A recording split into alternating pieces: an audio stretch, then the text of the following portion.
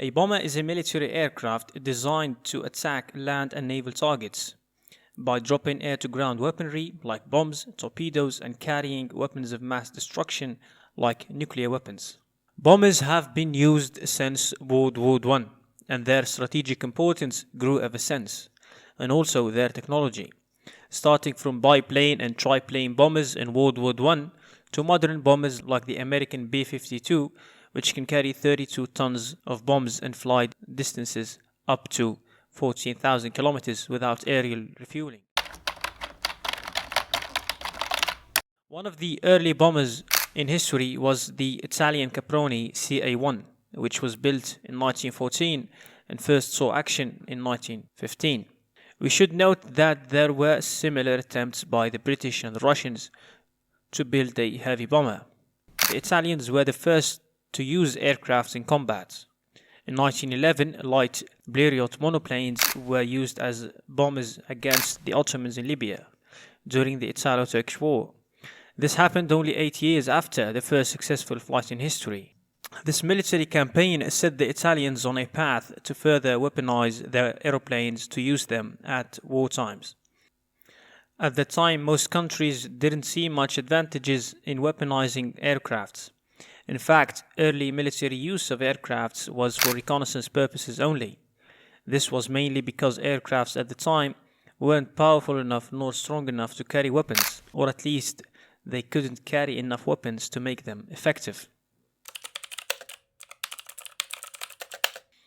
Strategic bombing played a significant role during World War I, which spanned from July 28, 1914 to November 11, 1918. The primary nations conducting strategic bombings were the United Kingdom and France on behalf of the Entente powers, and Germany representing the Central powers. Most of the warring nations in World War I eventually employed some form of strategic bombing in their campaigns. In the early stages of strategic bombing during World War I, efforts primarily involved adapting aircraft for this specialized role. Initially, bombs were manually released and targets were visually identified. However, as the war progressed, improved bomb sites were developed. World War I also marked the emergence of air raid warnings and shelters. It was during this period that on-site aircraft artillery was designed and methods for coordinate aerial defense were developed. The advancements in aircraft technology that occurred during and after the war led to the conviction that the bomber will always get through. This belief significantly influenced the strategic bombing strategies devised for World War II. In 1908, Count Gianni Caproni started an aircraft factory. And 5 years after that, the company was given the task of designing what would be Italy's first heavy bomber. The company would design many Caproni series bombers with many variants through the First World War. The Caproni bombers were eventually designated by the Italian armed forces as the Caproni CA-1, CA-2, CA-3, CA-4, and finally CA-5. The CA-1 was a 3-engine biplane constructed from wood and covered with fabric. It featured an open central nacelle housing 4 crew members, consisting of 2 pilots, a front gunner, and a rear gunner.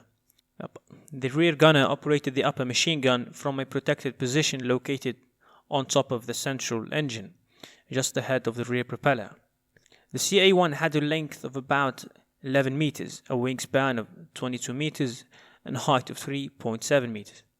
And the total wing area was around 95 square meters. With its 3 engines, the CA-1 could reach a maximum speed of 120 kilometers with a range of 550 kilometers and a service ceiling of 4,000 meters. Its empty weight was around 3.3 tons and a gross weight of 4 tons. The guns were 2 6.5mm Fiat Revelli machine guns. The bombs were mounted under the hull. Around 164 of these bombers were delivered to the Italian army between 1914 and 1916. They officially entered service with the Italian Air Force in July 1915. The Italians had declared war on Austria-Hungary on 25 May 1915. Then they went ahead and launched a strategic bombardment campaign which was one of the first of its kind in history. The CA2 was a modest adjustment to the CA1. During the early service life of the CA1, it became apparent that the aircraft would benefit from increased engine power. Caproni responded by replacing the central pusher engine, initially referred to as the Caproni 350 horsepower. The Italian Army designated it as the CA2. This alteration resulted in just 9 CA2 aircraft being produced. They were supplied to the Italian Army alongside deliveries of CA1s from August 1915 to December 1916. The advantages of this power boost inspired Caproni to continue in this direction, ultimately leading to the creation of the definitive Caproni CA3.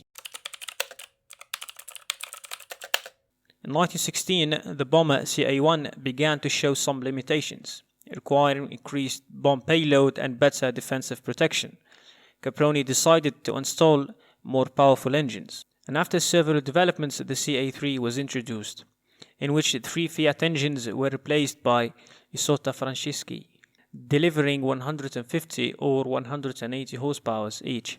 It was armed with 2 machine guns, one forward mounted in the front of the nacelle and on a moving ring, and the rear gun in a turret above the central engine to enable it to fire above the wings. The increased payload and the more powerful engines made the bomber one of the best of its time. Other improvements had been incorporated, most notably a new larger vertical tail for improved handling. The CA3 was the most produced bomber of the series, with around 270 bombers delivered to the Italian Army. The CA3 was also the most famous one.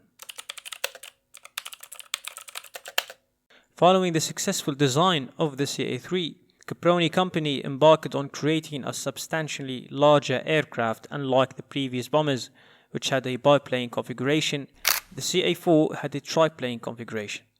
It featured a rear-mounted pusher engine in a central nacelle and 2 forward-facing tractor engines. Similar to the previous designs, it featured a rear-mounted pusher engine in a central nacelle and 2 forward-facing engines situated in front of the twin booms, resulting in a push-pull configuration. The twin booms were equipped with a single elevator and 3 fins for stability. The primary undercarriage was fixed and consisted of 2 sets, each with 4 wheels. The Italian Army approved this new bomber, designating it as the CA4. Around 50 CA4s were built. The last Caproni of the series is the Caproni CA5. Towards the latter part of World War I, advancements in aircraft technology rendered older bomber designs ineffective when encountering modern fighter defenses. Caproni's solution to this issue involved a substantial power upgrade to the existing CA3 design. Some variants of the CA5 were eventually equipped with engines providing nearly 5 times the total power compared to the initial CA1. In addition to the increased power, various enhancements were incorporated into the design. These included modifications to the central nacelle, changes to the undercarriage, and the introduction of entirely new wings. The first prototype of the CA5 completed its first flight in late 1917, and production of this aircraft continued after the war until 1921. In total, Caproni constructed 659 aircrafts across all versions, from the CA1 to the CA5.